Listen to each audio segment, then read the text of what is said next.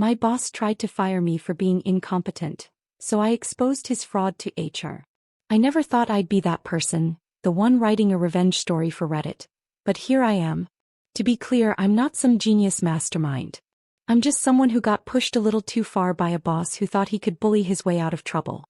So here's what happened. I worked, at a mid-sized logistics company. Think warehouses, shipping routes, and spreadsheets full of numbers no one but the finance team pretends to understand. I'd been with the company for 4 years, and up until last year I actually liked my job.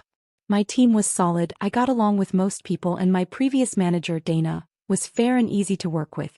But then she left for a better offer, and the company decided to promote internally. That's how we got Greg. Greg was one of those managers who looked good on paper. Sharp suits, confident smile, charming when he needed to be. But underneath that there was something slimy about him. The kind of guy who takes credit when things go well and disappears when they don't. I could tell from the first meeting he was going to be a problem. At first I tried to keep my head down. I trained him on our system since he was new to the logistics side. He'd nod like he understood but then come back 2 days later acting like he invented the entire workflow. It got worse when he started restructuring. Suddenly, tasks that were clearly his responsibility became team efforts, which basically meant my responsibility. But the real problem started about 6 months in. We had a major client, a retail chain that accounted for nearly a third of our department's revenue. Their invoices had to be processed with insane accuracy because one wrong number meant a chain reaction of issues. Greg was supposed to handle sign-offs for that account. Except he never did.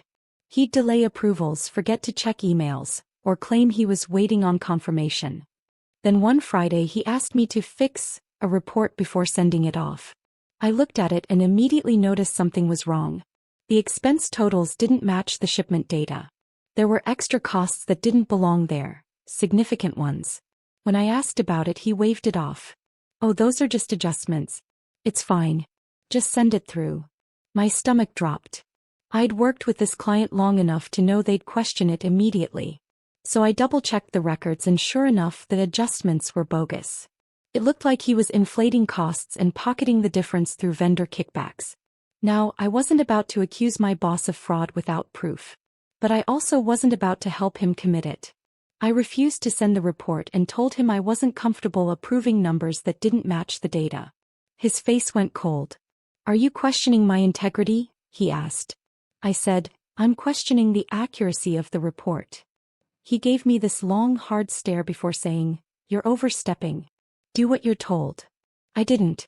I saved a copy of the report along with the original data and sent that version to the client instead. The next week, the client called asking for clarification and Greg had to backpedal like crazy. I thought that would be the end of it. I was wrong. A few days later he started turning on me. Suddenly everything I did was wrong. He'd nitpick my reports, claim I was missing deadlines even though I wasn't, and criticize me during team meetings for not being proactive. He started giving me impossible workloads and then blaming me when things fell behind. I could see what he was doing. He was building a paper trail to make me look incompetent, so if anything blew up he could blame me. It came to a head when HR called me in for a performance discussion. Apparently, Greg had submitted several complaints about my lack of attention to detail and inability to handle workload expectations. I sat there in disbelief while HR read through a list of exaggerated mistakes that either didn't happen or were caused by him. I tried explaining my side, but they gave me that corporate HR smile that says, "We don't care unless it's legally actionable." They said they'd monitor my performance over the next month. That night I went home furious and scared. I couldn't afford to lose my job. But I also couldn't let him get away with this. So I started digging. Every email, every report, every spreadsheet he'd sent me I saved. I made a private folder at home and copied everything I could legally access.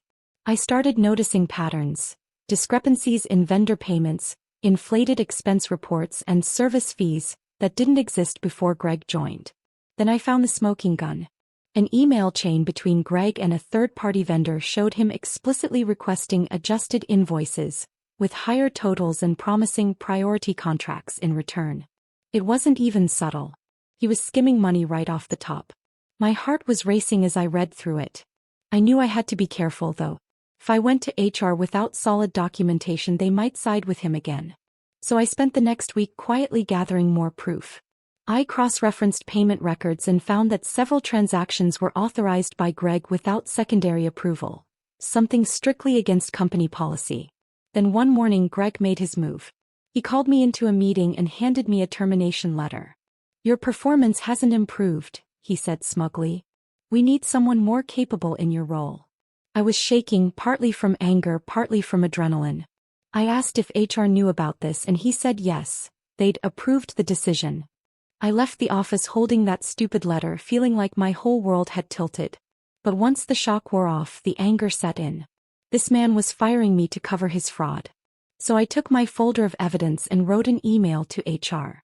I laid everything out: dates, reports, discrepancies, the email chain with the vendor. I even attached a side-by-side comparison of Greg's falsified reports and the actual data. I didn't accuse him directly at first. I just said I had concerns about financial inconsistencies that could put the company at risk. Within 2 hours, I got a response asking me to come in for a meeting with the HR director and the head of compliance. That's when I knew they were taking it seriously. When I walked into that meeting, they had already pulled Greg's records. They asked me to go through my findings in detail, and as I did, I could see the color draining from the HR director's face. She kept scribbling notes while compliance asked follow-up questions. Then they thanked me and told me they'd handle it internally. I went home that night unsure of what would happen. I was technically fired, so I didn't expect much. But 3 days later, I got a call from HR asking me to come back in. When I walked into the office, Greg's nameplate was gone. HR informed me that Greg had been terminated following an internal audit. They didn't tell me the details, but I could read between the lines. Apparently, my evidence had exposed not just his fraud with that one vendor but several others. It had been going on for months.